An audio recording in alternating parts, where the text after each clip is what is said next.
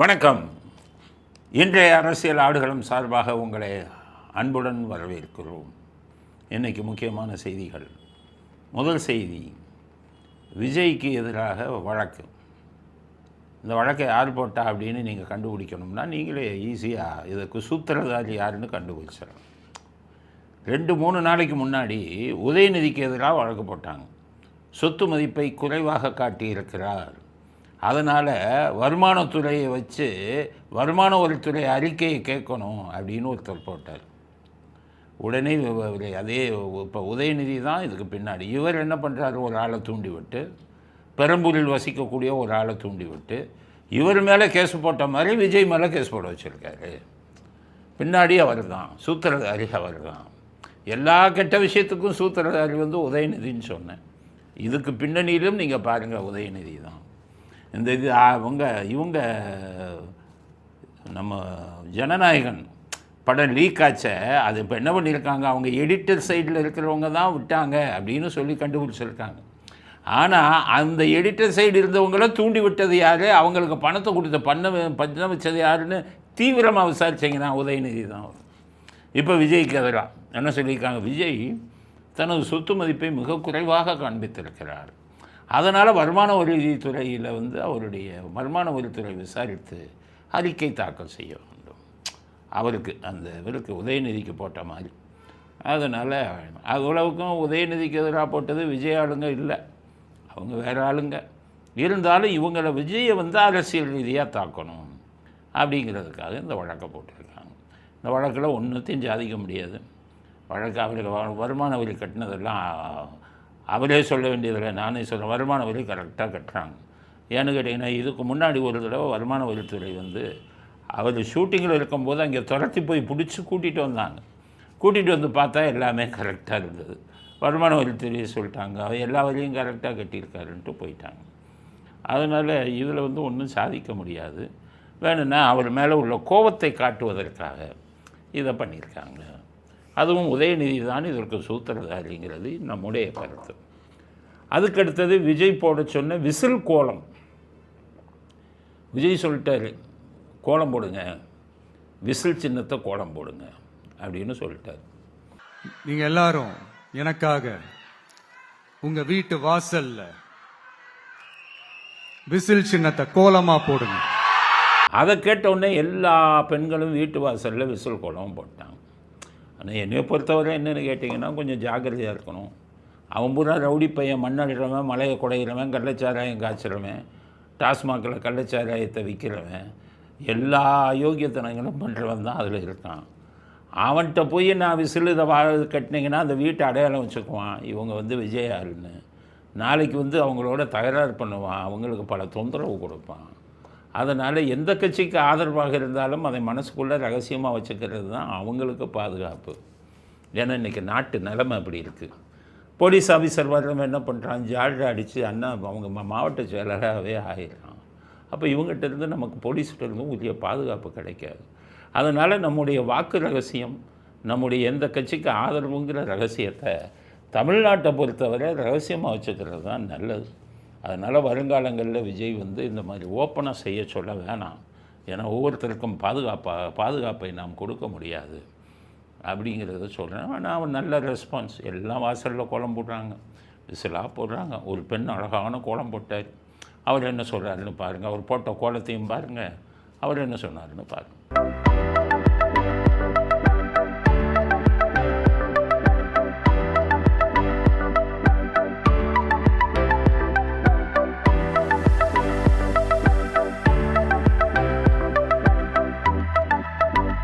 அந்த கோலம் போடுற அந்த பெண்ணை என்ன சொல்கிறாங்கன்னா, எனக்கு தெரிஞ்ச ஃப்ரெண்டுங்க அவங்க மற்ற பெண்கள்லாம் 1000 ரூபா வாங்கிட்டு திமுக கூட்டத்துக்கு போகிறாங்களாம். அவங்க போகும்போது சொல்லிட்டு போகிறாங்களாம், ஏதோ வீட்டு செலவுக்கு ஆகும்னு அந்த 1000 ரூபாய் வாங்கிட்டு போயிட்டு வரோம், ஆனால் நாங்கள் ஓட்டு விஜய்க்கு தான் போடுவோன்னு எங்கிட்டையும் சொல்லிட்டு போகிறாங்கன்னு அந்த பெண்ணு சொல்கிறாங்க. அந்த பெண்ணு சொன்னதையும் கேளுங்க. களத்துக்கு இப்போ போனாங்க ஒரு 50-60 பேர். நாங்க போறது என்னவோ காசுக்காக, எங்க செலவுக்காக போறோம். ஆனா எங்க ஓட்டு மொத்தமே இப்போ 9 மணிக்கெல்லாம் நாங்க வந்துருவோம். எங்க ஒட்டு மொத்த ஓட்டுமே டிவி கேக்குதான்னு சொல்லிட்டு போயிட்டாங்க. ஆமா, இப்ப போனவங்க எல்லாருமே என்கிட்ட வீட்டான நான் 9 மணிக்கு வருவேன், எனக்கு காசு முக்கியம் இல்ல, நான் டிவி கேக்குதா ஓட்டு போடுவேன் அங்கே போகிறதுனால எங்கள் செலவுக்காக ஆகுது, அவ்வளோதான் அப்படின்னு சொல்லிட்டு போயிட்டாங்க. இதெல்லாம் எதுக்கு சொல்கிறோம்னா, தமிழ்நாட்டில் நிலைமை எப்படி இருக்குது, வாக்காளர்கள் எதுன்னு எப்படி இருக்குங்கிறத தெரிஞ்சுக்கணும் அப்படிங்கிறதுக்காகத்தான் இதை சொல்கிறோம். இவங்கெல்லாம் கோவில் போட்ட உடனே விஜய்க்கு ரொம்ப குஷி ஆயிடுச்சு. பெரம்பூரில் அவருடைய கட்சி அலுவலகத்தில் விஜயை கோலம் போடுறார். இந்த வீடியோவை பாருங்கள்.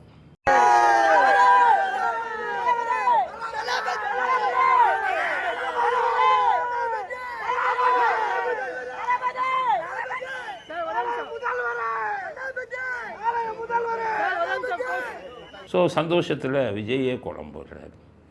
அதனால் எங்கே பார்த்தாலும் விசில் கோலம் கொடி கட்டி பறக்கிறது நல்ல செய்தி தான். திமுக தொலைஞ்சா சரி அப்படிங்கிறது தானே நம்முடையது. அதாவது வெறும் விசில் கோலம் தான் போட சொன்னார் விஜய்.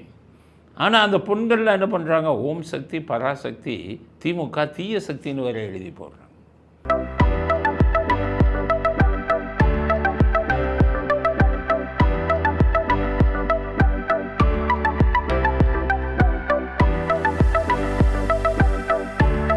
அது விஜயே சொல்லாது.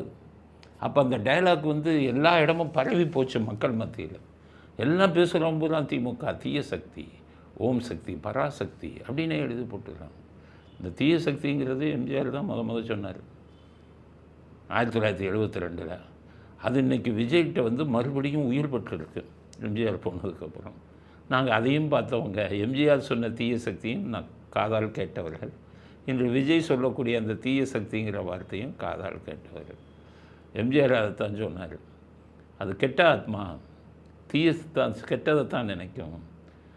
யார் உதவி செஞ்சாங்களோ அவங்க முதுகில் தான் குத்தும். குறுக்கு வழியில் ஜெயிக்க பார்க்கும். கொலை இதெல்லாம் உங்களுக்கு சர்வசாதாரணம். கொள்ளையடிப்பாங்க மக்கள் பணத்தை. அதனால் இவர்கள் வந்து பார்க்கும்போது எனக்கு வந்து இவர்கள் ஆண்டவனால் படைக்கப்பட்ட தீய சக்தி அப்படின்னு சொன்னேன். ஏன்னா ஆண்டவன் நல்லவங்களையும் படைப்பான், கெட்டவங்களையும் படைப்பான். ராமனை படைத்த அதே ஆண்டவன் தான் ராவணனையும் படைத்தான். ராவணன்ட்ட சில நல்ல குணங்களும் இருந்தது, ஈச பக்தனும் நல்ல குணங்களும் இருந்தது. ஆனால் மாற்றான் மனைவிக்கு ஆசைப்பட்டு மாற்றான் மனைவியை அடைய நினச்சதுனால அதை வந்து ஒரு தீய சக்தியாக தான் இந்த சமுதாயம் பார்க்குறது. அந்த மாதிரி ஒரு தீய சக்தி தான் இவங்க திமுகக்காரன். இவன் மாற்றான் மனைவியோடய குடும்பம் நடத்தணும். இவங்க கதையெல்லாம் கேட்டிங்கன்னா மாற்றான் மனைவியை தூக்கிட்டு போயிடுவோம். மனைவி கொண்டு நீ எல்லாருமே அவங்க இதே பார்த்தீங்கன்னா சரித்திரமே அப்படி தான். கல்யாணம் பொண்ணை காதை லவ் பண்ணுவாங்க. இவன் சொன்னபடி சார்லஸ் மார்ட்டின் சொன்னபடி கல்யாணம் ஆனவங்களை தூக்கிட்டெல்லாம் போயிடுவாங்க. முகத்தில் ஆசிட் ஊற்றுவான் வாம்பாங்க. அவங்க நடத்துகிற விழாவுக்கு போகலைனாலே ஆசிட் ஊற்றுவான்லாம் மறக்கணும். இந்த மாதிரி ஒரு தீய சக்தி. அதனால் விஜய் சொல்லாமலேயே பராசக்தி ஆதிபராசக்தி திமுக தீய சக்தின்னு பெண்கள் பூரா கோலத்தை போட்டு கொண்டிருக்கிறாங்க அப்படிங்கிறது அதுவும் ஒரு தெரிந்து கொள்ள வேண்டிய ஒரு செய்தி. அடுத்தது விஜயை பற்றி இந்த மாதிரி ஒரு பக்கம் நடந்துக்கிட்டு இருக்கும்போது விஜய் வந்து பயங்கரமாக தாக்கி பேசுகிறார். விஜயை பார்த்து நடிகனை பார்த்து விசில் அடிக்கலாம், அவனை நாடாள அனுமதிக்க முடியுமான்னு பேசுகிறார். நடிகனுக்கு ரொம்ப பிடிச்சா 3 வருடம் தொண்டையில விட்டு விசில் அடிக்கலாம், நாட கொடுக்க முடியாது. நாட கொடுக்க கூடாது. அரசியல் வேற, சினிமா வேற, அந்த அன்பு வேற, இந்த அன்பு வேற. விஜயை பார்த்து நடிகனை பார்த்து விசில் அடிக்கலாம், அவனை நாடாள அனுமதிக்க முடியுமான்னு பேசுகிறார். யார் பேசுகிறாருன்னா நிஜ வாழ்க்கையில் வில்லனாக இருக்கக்கூடிய பிரகாஷ் ராஜ். அவருடைய படத்திலே வில்லனாக நடித்தவர். விஜய் படத்திலேயே கில்லிங்கிற படத்தில் விஜய்க்கு எதிராக வில்லனாக நடிப்பார். அதிலேயே பார்த்தீங்கன்னா இந்த பெண்ணு பின்னாடியே சுற்றுவார், பாலியல் பலாத்காரம் பண்ணுவார். அதனால் அவர் என்ன சொன்னார், நடிகனை பார்த்து விசில் அடிக்கலாம், நாட்டை கொடுக்க முடியுமா? ஆனால் இந்த இவரும் ஒரு நடிகர் தான். இவரை பார்த்து விசிலும் அடிக்க முடியாது, நாட்டையும் கொடுக்க முடியாது. ஏன்னா சந்தர்ப்பவாதி. நடிகனை பார்த்து விசில் அடிக்கலாம், நாட்டை கொடுக்க முடியுமான்னா எம்ஜிஆரை பார்த்து அவர் ரசிகர்கள் விசில் அடித்தாங்க, மக்கள் நாட்டையே அவங்கள்ட்ட கொடுத்தாங்க. என்டி ராமராவை பற்றி அவர் ரசிகர்கள் விசில் அடித்தாங்க, ஆந்திர மக்கள் அவருக்கு நாட்டையே கொடுத்தாங்க. இன்றைக்கி பவன் கல்யாண் அவரை பார்த்து அவர் ரசிகர்கள் விசில் அடித்தாங்க, இன்றைக்கி துணை முதலமைச்சர் ஆக்குனாங்க. ஸோ நடிகரை பார்த்து விசிலும் அடித்தாங்க, நாட்டையும் கொடுத்தாங்க. உங்களை மாதிரி நிஜ வாழ்க்கையில் வில்லனாக இருக்கக்கூடியவர்களுக்குத்தான் விசிலும் இல்லை, வந்து நாடையும் கொடுக்க முடியாது. அதில் என்ன சொல்கிறாரு, நான் பேசுனதில் பாதி பேசியிருப்பாரா விஜய்ங்கிற. யார் அரசியல் பேசணும்? என் அளவுக்கு அரசியல் பேசியிருக்கியாப்பா நீ? நாட்டு பிரச்சனைகளை பற்றி நான் பேசுனதில் பாதி அவர் பேசியிருப்பாராங்கிறார். இவர் என்ன பேசினாருங்கிறத முதல்ல புரிஞ்சுக்காங்க. சேகர் பாபு அவருக்கு பணம் கொடுத்து கூட்டிகிட்டு வர்றார், திமுகவை ஆதரித்து பேசுங்க, ஒரு பெரிய பணத்தை வாங்கிட்டு வர்றார். இவர் ஆதரித்து பேசுகிறவர் முன்னாடி கேமரா இருக்குங்கிறத தெரியாமல் பேசிட்டு இவர்கிட்ட சேகர் போதுமாங்கிறார். அவர் வந்து நல்லாட்சி நடக்குதுன்னு சொல்லுங்கள், நல்லாட்சி நடக்குதுன்னு சொல்லுங்கள், கூட ஒரு லட்சம் தரேன்னு சொல்லியிருப்பாருன்னு நினைக்கிறேன். இந்த வீடியோவை பாருங்கள், எவ்வளவு கேவலமான ஒரு பிரகாஷ் ராஜுங்கிறத.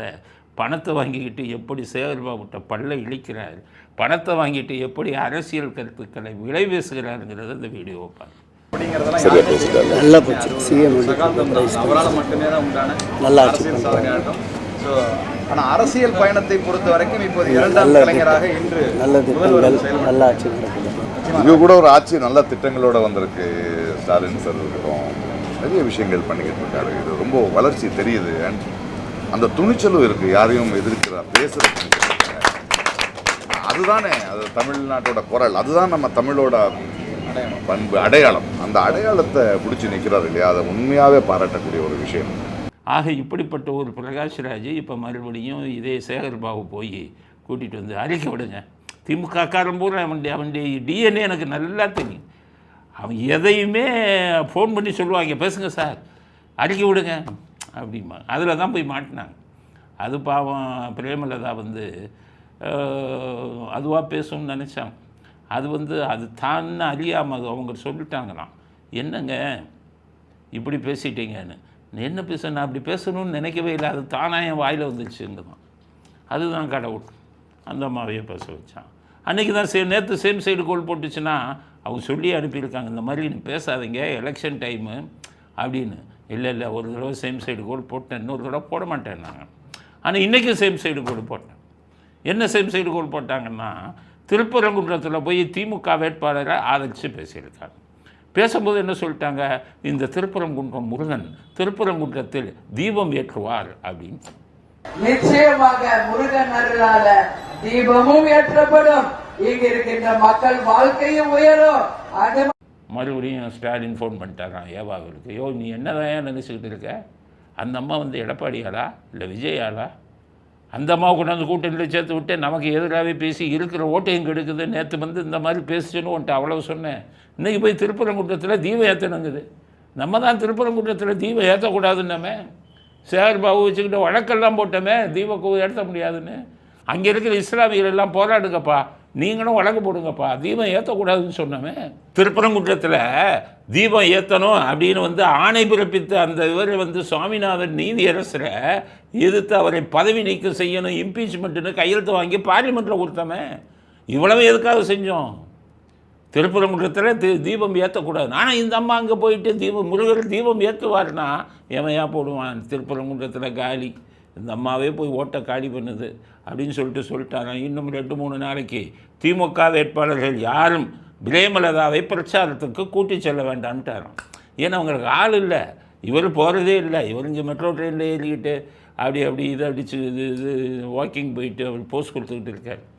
ஏதாச்சும் ஒரு நாளைக்கு ஒரு கூட்டத்துக்கு போகிறாரு, அதுலேயும் போட்டுக்கிட்டு விக்கு மேலே பூவை கொட்டினா இவர் முன்னாடியே குத்தாட்டம் போடுறான். பார்த்தாரு, மரியாதை இல்லை, அதனால் இப்போ போகிறதே இல்லை. அவர் பையன் போய் வாயை திறந்தால் பிரச்சனையாயிருது. அந்த மாட்டினை பற்றி பேசி அவர் மானத்தை வாங்குகிறாரு. அதனால் இந்த பக்கம் வேறு எடப்பாடியை பற்றி ஃபோட்டோவை காமிச்சு எல்லாம் அவரும் காலி துப்புறாங்க. இது என்னடா பண்ணுறதுன்னு சரி பிரேமலதாவையாச்சும் கொண்டு போவோம் பிரச்சாரத்துக்குன்னு விட்டால் பிரேமலதா இந்த ரீதியாக இருக்குது. கமல்ஹாசனை போடலான்னா அவர் சம்மந்தம் இல்லாமல் பேசுகிறார், நான் திராவிட குடும்பத்தை சேர்ந்தவன் அப்படிங்கிறார். எவன் நம்புவான்? அதனால் ரொம்ப அப்செட் ஆகி போயிட்டாரான். இன்றைக்கி சேம் சைடு கோல் போட்டாங்க பிரேமலதா அவர்களுக்கு நன்றி. நீங்களாக பேசலை, திருப்பரங்குன்றம் முருகர் தான் உங்களை பேச வைக்கிறார் இந்த திருட்டு கூட்டத்தை அடையாளம் காட்டுவதற்கு. அதனால் பிரேமலதா அவர்களுக்கு திமுகவை எதிர்ப்பவர்கள் அனைவரும் நன்றி சொல்லுங்கள் அப்படிங்கிறது அடுத்த கட்ட கருத்து. அடுத்தது மோடி அவர்கள் இன்றைக்கி பார்லிமெண்ட்டில் பேசியிருக்கார். மோடி அவர்கள் என்ன சொல்லியிருக்காருன்னா, ஏதாச்சும் ஒரு நல்ல காரியம் செய்யும் போது திருஷ்டி படம் அதுக்கு என்ன பண்ணுவாங்க, கருப்பு பொட்டு வைப்பாங்க. கேட்ட திருஷ்டி கழிக்கிறதுக்காக கருப்பு பொட்டு வைக்கிறோம் அப்படின்னு சொல்லுவாங்க. அது மாதிரி இன்றைக்கி இந்த தொகுதி மறுவரை செய்யக்கூடிய மசோதாவை பார்லிமெண்ட்டில் கொண்டு வந்தோம். ஒரு நல்ல காரியம். எல்லாம் கண்ணு போட்டு போகும். இதை வந்து கருப்பு திருஷ்டி வச்சு எப்படிடா கழிக்கிறதுன்னு நாங்களே யோசிச்சுக்கிட்டு இருந்தோம். ஆனால் நம்ம திமுக நண்பர்கள் அவங்களே கருப்பு சட்டை அணிஞ்சு வந்து திருஷ்டியை கழிச்சிட்டாங்க. திமுக எம்பிகளுக்கும் ஸ்டாலின் அவர்களுக்கும் மறைமுகமாக சொல்கிறார், எங்களுடைய மனமார்ந்த நன்றி அப்படின்ட்டு. ஆக கருப்பை வந்து திசை திருப்பி விட்டுட்டார் மோடி. இந்த கூட்டம் வேறு மாதிரி போச்சு. உடனே அங்கே உட்காந்துருந்த கனிமொழியால் உட்கார முடியலை. ஆனால் கனிமொழி இப்படி ஏறும்போது இந்த அமித்ஷாவை பார்ப்பாங்க. அவர் மூஞ்சி கோவப்பட்டாருன்னா அப்படி பாதியில் உட்காந்துரும். அப்புறம் போய் நாளைக்கு தூத்துக்குடிக்கு போய் நிற்க முடியாதுல்ல, 2Gக்கு போய் நிற்கணும்ல. சிபிஐ வந்து சரியாக விசாரிக்க விடாதீங்க, நிரூபிக்கப்படவில்லைங்கிற மாதிரி கொண்டு வாங்க அப்படின்னு அங்கே போய் காலில் விழுவணும். இப்போ நிர்மலா சீதாராமனையும் பார்ப்பாங்க, அவங்க கோபமாக பேசுனாங்கன்னா பதில் பேச மாட்டான். பயங்கர சுயநலம். இப்போ அப்படியே மோடியை பார்த்தாங்க, கருப்பு கலரை பற்றி பேசிட்டாரு. உடனே இவங்க என்ன சொல்கிறாங்க, கருப்பு கலரு நீங்கள்லாம் இந்துத்துவாவில் நம்பிக்கை இருக்கிறவங்க தானே, நாங்கள் கருப்பு கலர் வந்து காளியோட கலர். யார்? கடவுள். அந்த இவங்க இருக்காங்களே, பெண் தெய்வம் காளி, அவங்க கருப்பு கலர் வந்து அவங்களோட கலரு. நாங்கள் காளி கலரை தான் வந்து நான் உடுத்திட்டு வந்தோம் அப்படிங்கிறாங்க. Hindutva were not reminded of Kali, the goddess, the dark goddess who wears black. Yes. The feminine power, the woman, the goddess who is supposed to drive away ego, arrogance and ignorance. கடவுள்னாலே செருப்பால் அடிப்பேன் கூட்டம். நீங்கள் கடவுளை நம்புவோம் முட்டாள்னு உங்கள் அப்பா பேசினார், அது இந்த உங்கள் ஈவரா பேசினார். இந்து என்றால் திருடன் அவர் உங்கள் அப்பா. அப்புறம் எங்கள் கடவுள் மேலே காளி மேலே உடனே பக்தி வந்துருச்சா அம்மையாருக்கு, கனிமொழிக்கு? ஒழுங்காக போய் படிச்சுட்டு வரணுமில்ல புஸ்தகங்களை. கருப்பு வந்து காளியோட கலரா? கிடையாது. காளி வந்து கருப்பு நிறம் கொண்டவர், கருப்பு வந்து கருப்புக்கு நிறம் கொண்டவர். அதனால் சொல்லுவாங்க அவரை கருப்பு தெய்வம். காரணம் அவர் உருவம், அவருடைய நிறம். ஆனால் கருப்பு நிறத்துக்கு காளி சொந்தக்காரர் அல்ல. உங்களுக்கு தான் சாமி தெரிய பிடிக்காது, இதெல்லாம் புஸ்தகத்தை படித்தா தானே. ஈவரா புஸ்தகத்தை படித்தாலே இப்படி புத்தி மழுங்கி போகும். கருப்பு யாரோட கலரு? சனி பகவான் கலர், சனீஸ்வரனோட கலரு தான் அந்த கருப்பு. அதனால தான் கருப்பு யாரெல்லாம் ஏன் போட மாட்டாங்கன்னா, சனி பகவானை வந்து இந்துக்கள் வந்து ஒரு கடவுளாக கும்பிடுவாங்க. ஆனால் எதை எடுத்தாலும் சனியினாலே கெட்டது செய்வாருங்கிற ஒரு நம்பிக்கை இந்து மதத்தில் உண்டு. கிறிஸ்தவ மதத்தில் என்ன சொன்னாங்கன்னா, அவன் கிறிஸ்தவ மதத்தில் வந்து சனியை சேட்டன் அப்படின்னு ஆங்கிலத்தில் சொல்லுவான். சேட்டன், உலகம் பூரா அதை படிக்கிறான், சேட்டன். அதை நம்ம இங்கே இருக்கிற பாவங்கள்லாம் சைத்தான்பாங்க. யாரை? சனியை.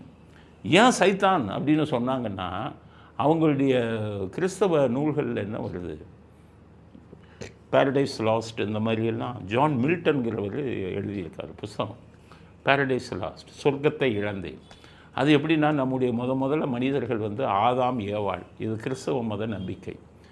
ஆதாம் ஏவாள் இவங்க தான் முதலில் பிறந்த மனிதர்கள். ஆதாம் ஆண், ஏவாள் பெண். இவங்க 2 பேர் இருப்பாங்க. இவர்களை ஆண்டவர் இதில் வச்சுருப்பார், சொர்க்கத்தில் வச்சுருப்பார். சொர்க்கத்தில் வச்சு எல்லா சலுகைகளும் நீங்கள் அனுபவிங்க. ஆனால் ஒன்றே ஒன்று, அங்கே ஒரு மரம் இருக்கும். அது வந்து அறிவை கொடுக்கக்கூடிய மரம், ட்ரீ ஆஃப் நாலேஜ்னு பேர். அந்த மரத்தில் பழங்கள் வரும்.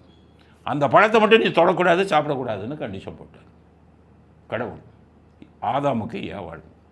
ஏன் போட்டாருன்னா, டிசிப்ளின் இருக்கணும். அந்த பழத்தை சாப்பிடக்கூடாதுங்கிறது இல்லை, டிசிப்ளின் இருக்கணும். நான் சொன்னதை கேட்கணும், என் எதுக்கு இது பண்ணணும், மரத்தை மட்டும் தொடாது. அப்போ இந்த சனி இருக்கார, அவங்க சில சைத்தான், சேட்டன், அவர் என்ன பண்ணுறாரு, கடவுளுக்கும் அவருக்கும் இது. கடவுள் வந்து சனியை வந்து வெறுத்து ஒதுக்குகிறார். அப்போ இந்த கடவுளோட நம்ம மோதணும் அப்படின்னு சனி முடிவு பண்ணுறார். கிறிஸ்தவ இதில் உள்ள சனி சைத்தான். அப்போ முடிவு பண்ணும்போது கடவுளோட மோத முடியலை. அப்போ இந்த சைத்தானுக்கு கேள்விப்படுறாரு, இந்த ஆதாம் ஏவால இந்த இதை சாப்பிடக்கூடாது அப்படின்னு கடவுள் சொல்லியிருக்காரு. கடவுளுக்கு எதிராக அவங்கள சாப்பிட வைக்கணும் அப்படின்னு சொல்லி ஏவாளை போய் அந்த பெண்ணிட்ட போய் ஒரு நாகம் வடிவில் பாம்பு வடிவில் போய் நீ அந்த பழத்தை சாப்பிடுன்னு பேசுவார். அந்த கொஞ்சம் கொஞ்சமாக மனம் கரையும், ஏவாள் போய் அந்த அதை சாப்பிட்டுக்கிறோம்.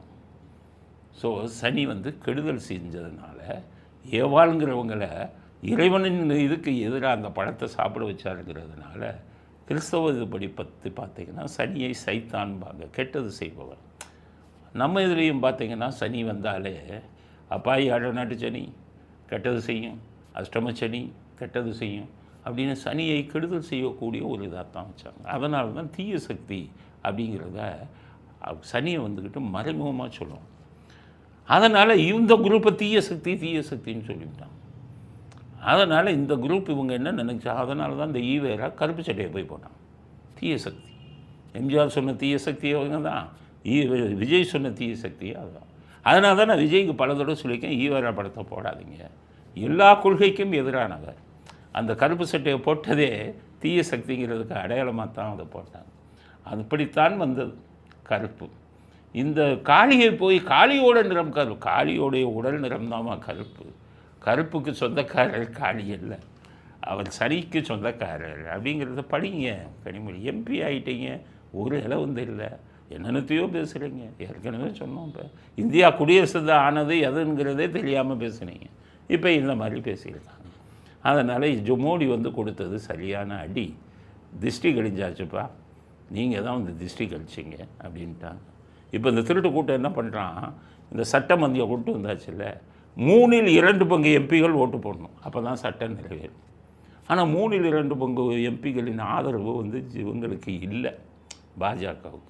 அதனால் எதிர்க்கட்சிகள் எல்லாம் ஒன்று திரட்டி இந்த சட்டத்தை கொண்டு வரக்கூடாது அப்படின்னு பார்த்துக்கிட்டு இருக்காங்க. ஆனால் ஸ்டாலினை பொறுத்தவரை 23ஆம் தேதி முடிச்சுட்டு அதை பேசவே மாட்டார். இப்போதைக்கு உங்களை ஏமாற்றி எல்லாத்தையும் மறைக்கிறோம், நம்ம என்னென்னதையோ பண்ணிட்டோம், பிரேமலதாவே பாலியல் பலாத்காரம் அதிகமாச்சுன்னு சொல்லுது, இது போதை அதிகமாச்சுன்னு சொல்லுது. அப்போ மக்கள் பூரா அப்படி சொல்லிப்பாங்களே, அவங்கள மறக்கடிக்கிறதுக்கு என்ன அர்த்தம், இந்த தொகுதி பரையிறப்பு இவங்க குறைச்சிட்டாங்க அப்படின்னு ஊரை ஏமாற்றலான்னு சொல்லிக்கிட்டு இருக்காரு அப்படிங்கிறது அடுத்த கட்ட கருத்து. அடுத்தது டிஆர் பாலு மறுபடியும் போய் தேர்தல் கமிஷனில் ஒரு மறுபடியும் புகாரை கொடுக்குறாரு. என்ன கொடுக்குறாரு, டிஜிபி போஸ்டிங் போட்டது தப்பு, அந்த சந்தீப் ராத்தோட டிஜிபி போட்டது தப்புங்கிறது. என்னையா தப்பு, இதே வேலையாக சுற்றிக்கிட்டு இருக்கீங்க, வேறு வேலை கிடையாது அப்படின்னா நீங்கள் புரிஞ்சுக்கணும்.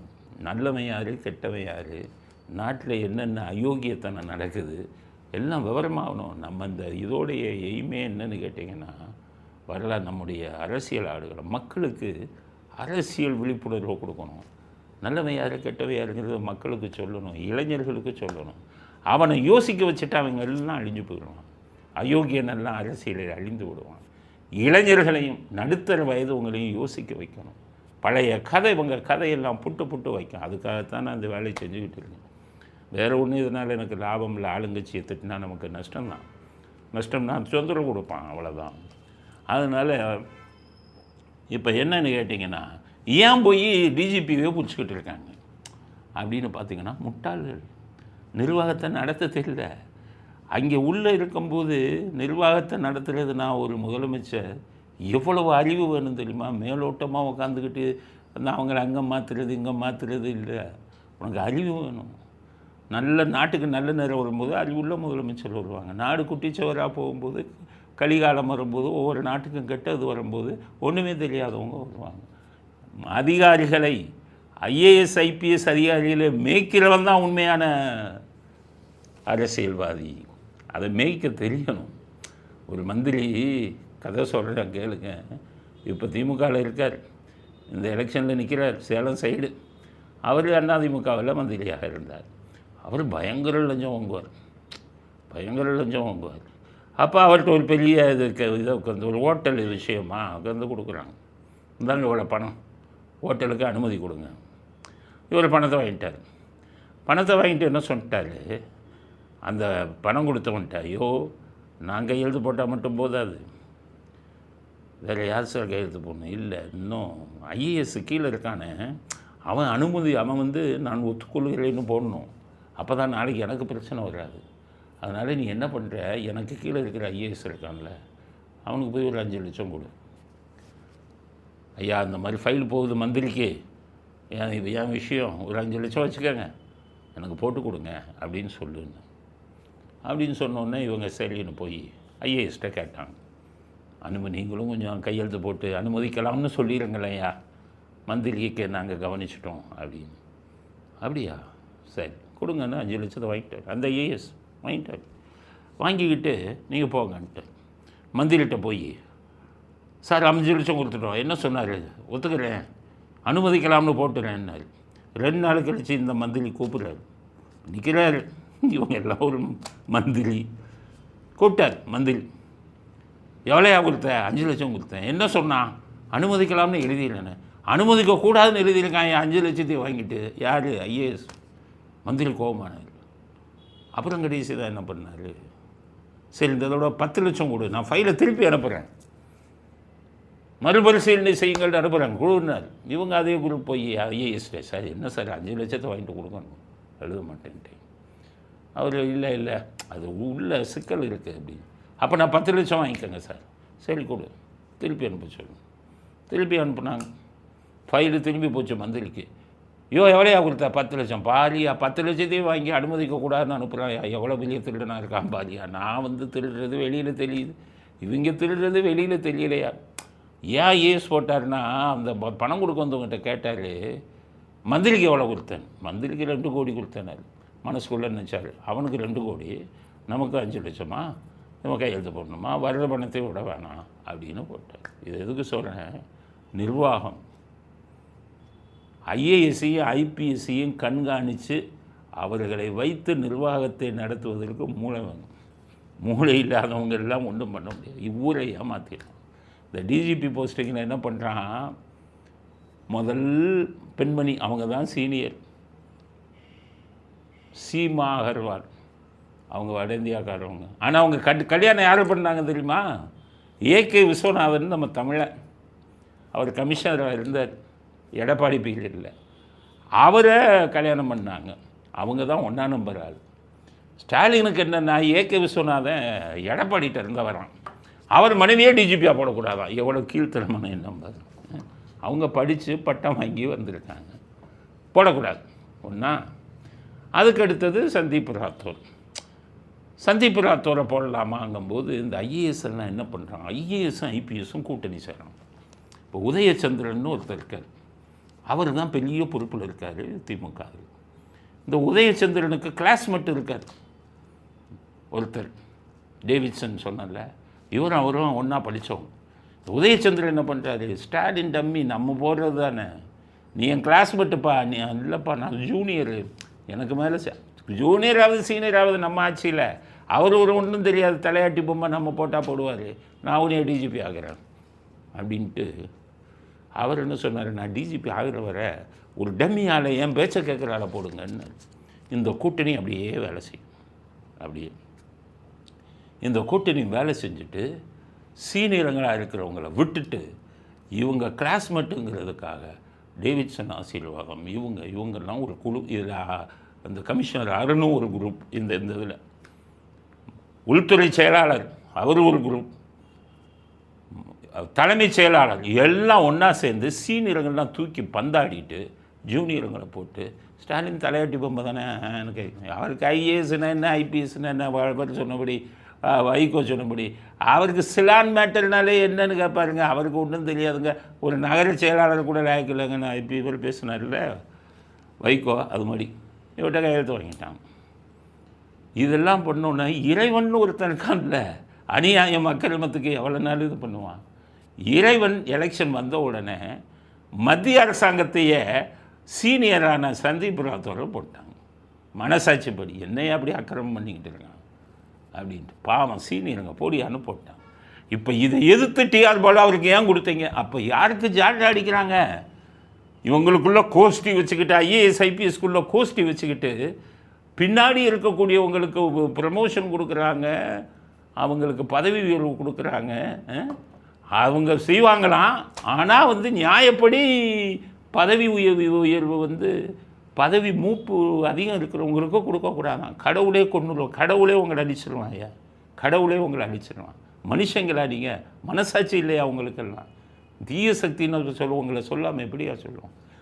ஐபிஎஸ் படித்து 33 வருஷம் சர்வீஸ் போட்டவன் அழுகிறான். உங்கள் இஷ்டத்துக்கு பொம்மை மாதிரி பின்னாடி வந்தவங்களெல்லாம் போட்டுட்டு தேர்தல் கமிஷன் போட்டால் அதை நியாயப்படுத்தி கொடுத்தது தப்புன்னா நீங்கள்லாம் மனிதர்களா? உங்களுக்கெல்லாம் பதவி இதெல்லாம் வருதுன்னா உண்மையிலே மனசு உடைஞ்சு பேசுகிறேன் நான். அவங்களுக்கு மனநிலை எப்படி இருக்கும்? மொத்த காவல்துறையே அவங்களுக்கு எதிராக இருக்கிறது. அத்தனை ஐபிஎஸ் ஆஃபீஸரும் எதிராக இருக்காங்க. என்னங்க இப்படி அக்கிரமம் பண்ணுறாங்க? அப்போ நாளைக்கு எங்களுக்கு இந்த கதி தானங்க வரும். அரசியல்வாதி ஒரு ஐபிஎஸ் ப்ரமோஷனை முடிவு பண்ணக்கூடாதுங்க. ஐபிஎஸ் அவன் திறமையை பற்றி அவருடைய திறமையை வச்சு நாட்டு மக்கள் இதுக்கு முன்னாடி என்ன மாதிரி பணி செஞ்சாங்க இதெல்லாம் வச்சு தாங்க ஒருத்தனுக்கு ப்ரமோஷன் கொடுக்கணும். எவனுக்கு ஜால்டா அடிக்கிறான், யார் கிளாஸ்மேட்டாக இருக்கிறான், நம்மெல்லாம் ஒரு குரூப்பு இப்படி வச்சுக்கிட்டு கோஷ்டி சேர்ந்துக்கிட்டு நீங்கள் பண்ணினீங்கன்னா இறைவன் உங்களுக்கு கொடுக்க மாட்டான் தண்டனை. இப்போ போட்டான் சந்தீப் ராத்தோட வந்த உடனே இந்த கூட்டணியை பூரா உடைச்சார். எல்லா பேரும் வெளியில் போனாங்க. அதனால தான் நியாயம் நடந்திருக்கு. இது பொறுக்காமல் டிஆர் பாலு எலெக்ஷன் கமிஷனில் டிஜிபியை போட்டு தப்புன்னு சொல்கிறாங்கன்னா இவர்களை எந்த ரகத்தில் சேர்ப்பது, இவர்களை மனித ரகத்தில் சேர்க்க முடியுமா அப்படிங்கிறத எனக்கு என்ன வந்தது? நானாக டிஜிபியாக போக போகிறேன். அதனால தான் நான் வழக்கு போட்டேன். சீனியர்களுக்கு கொடுங்கயான்னு. இந்த கூட்டம் இந்த சமூக விரோத கூட்டம் என்ன போய் கைது பண்ணான்? ஏன்னா அவர் சப்போர்ட் பண்ணார் நியாயத்துக்கு. எவ்வளோ நாளைக்கு இது பண்ணுவீங்க? இறைசக்தின்னு இல்லை, நாங்கள்லாம் இறைசக்தியை நம்புகிறோம்ப்பா. அதனால் சரியான இது நீங்கள் டிஜிபி இதை உங்களால் அசைக்கக்கூட முடியாது. யார் பணிமூப்பில் இருக்காங்களோ அவங்களுக்கு கொடுக்க வேண்டும் என்பது தான் நியாயம், தர்மம். ஐஏஎஸ் பற்றி இப்படி சொன்னல அடுத்த நாளைக்கு சொல்ல 100 அக்கேஷனில் எம்ஜிஆர் இந்த ஐஏஎஸ்ங்களை எப்படி ஹேண்டில் பண்ண 3ஆம் கிளாஸ் தான் படித்தார் எம்ஜிஆர். இயற்கையிலே அவருக்கு ஆண்டவன் அறிவு கொடுத்தான். ஸ்டாலினுக்கு அவனுக்கு வித்தியாசம் பாருங்க. அவரால் ஐஏஎஸை மேனேஜ் பண்ண முடியலை. எப்படி அக்கிரமம் பண்ணி அவர்களுக்குள்ள சிண்டிகேட் அமைச்சு எப்படி இப்போ பண்ணுறாங்கன்னு இப்போ புரிஞ்சுக்கிட்டீங்கல்ல. ஒன்றுமே அதிகம் படிக்காத, ஏன்னா ஸ்டாலின் ஆச்சு பிஏன்னு போடுவார், அவர் பாஸ் பண்ணல பிஏ ஆனால் போட்டுக்குவார். ஆனால் எம்ஜிஆர் அப்படி இல்லை, 3ஆம் கிளாஸ். அவர் எம்ஜிஆர் எப்போவுமே ஓப்பனாக சொல்லுவார் என்னென்னா, இவங்கள மாதிரி எங்கள் அப்பா வந்துக்கிட்டு ஏசி காரில் வந்தார், கதை வசனம் எழுதுன்னு சொல்ல மாட்டார். திருட்டிலையில் எங்கள் அப்பா வரல அப்படின்னு உண்மையை மறக்க மாட்டார். எம்ஜிஆர் என்ன சொல்லுவார்னா, எங்கள் அம்மா வீட்டு வேலை செஞ்சாங்க. இந்த கூட்டம் சொல்லுமா? ராஜபரம்பரைன்னு பேசுகிறாங்க. முத்துவேல் கருணாநிதி, முத்துவேல் ராஜபரம்பரையில் வந்தவர்கள் பேசுகிறாங்க. உண்மையே பேசேன். எம்ஜிஆர் என்ன சொன்னார்? அவங்க அப்பா மேஜிஸ்ட்ரேட்டு. நான் மேஜிஸ்ட்ரேட்டுக்கு பையனாக பிறந்தேன்னு எம்ஜிஆர் என்றைக்கும் பேசியதை பார்த்துருக்கீங்களா? பேசலை, பேச மாட்டார். ஆனால் அவர் என்ன பேசினார் தெரியுமா எம்ஜிஆர்? எங்கள் அம்மா வீட்டுக்கு வேலை செஞ்சாங்க, வீட்டு வேலை செஞ்சு தான் எங்களுக்கு சாப்பாடு போட்டாங்க, அதை பெருமையாக நினைச்சாங்க. அதுதான் பெருமை. அப்படிப்பட்ட நிலைமையிலேருந்து முன்னுக்கு வந்தது. ஸோ அந்த மாதிரி ராஜபரம்பரையில் பண்ணுற மாதிரி பேசுகிற கூட்டம் உங்கள்கிட்டருந்து எப்படியா அவங்களுக்கு நியாயத்தை எதிர்பார்க்க முடியும்? எம்ஜிஆர் அவன் 3ஆம் கிளாஸ் படித்தவர் ஐஏஎஸ்களை எப்படி பண்ணினார், நிர்வாகத்தை எப்படி நடத்தினார்? இன்னொரு சொல்கிறேன். நேரமின்மை காரணமாக இத்துடன் இன்றைய அரசியல் காடுகளம் நிறைவு பெறுகிறது. மீண்டும் நாளை புதிய செய்திகளுடன் உங்களை சந்திக்கிறோம். நன்றி, வணக்கம், ஜெய்.